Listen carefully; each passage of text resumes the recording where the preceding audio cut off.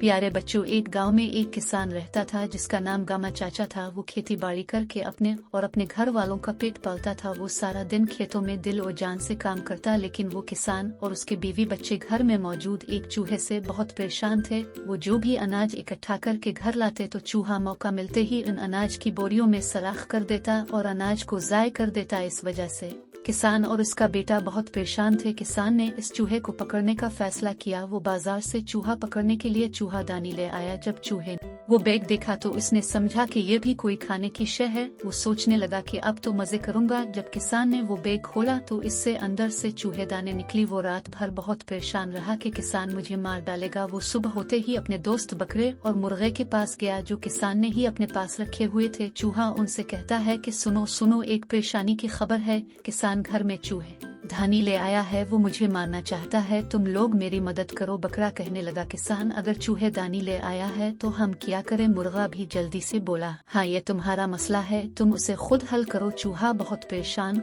और उदास हो गया और वापस चला गया और वो सोचने लगा अब कोई रास्ता नहीं है, अब मुझे इस चूहे दानी के साथ ही गुजारा करना पड़ेगा। अगली सुबह जब किसान और उसका बेटा खेतों में काम कर रहे थे तो किसान के बेटे को एक सांप ने डस लिया। किसान परेशान हो गया और उसे जल्दी से अस्पताल ले गया। डॉक्टर ने काफी कोशिश के बाद इसको बचा लिया और कुछ दिनों के बाद इसका बेटा ठीक होकर घर वापस आ गया। इसका बेटा बहुत कमजोर हो चुका था। उसने फैसला किया कि इसको मुर्गे का सूप बनाकर पिलाया जाए। इसने मुर्गे को ज़ब्ह किया और उसका सूप बनाकर अपने बेटे को दिया। बच्चे की बीमारी सुनकर किसान के रिश्तेदार और दोस्त अहबाब भी किसान के घर इकट्ठे हो गए। किसान ने उनकी खातिर तवाज़ो के लिए अपना बकरा ज़ब्ह करने का फैसला किया और उसका गोश्त तमाम लोगों को खिलाया। कुछ दिन बाद इसका बेटा बिल्कुल ठीक हो गया और दोबारा खेतों में काम करने लगा। लेकिन चूहे के खुद गरज दोस्त अपने जान से हाथ धो बैठे। चूहा सोचने लगा, काश उन्होंने मेरी मदद की होती तो उनको शायद आज ये दिन ना देखना पड़ता। इस कहानी से हमें यह सबक मिलता है कि अगर हम तकलीफ और मुसीबत से बचना चाहते हैं तो हमेशा मुसीबत ज़दा लोगों की मदद करनी चाहिए।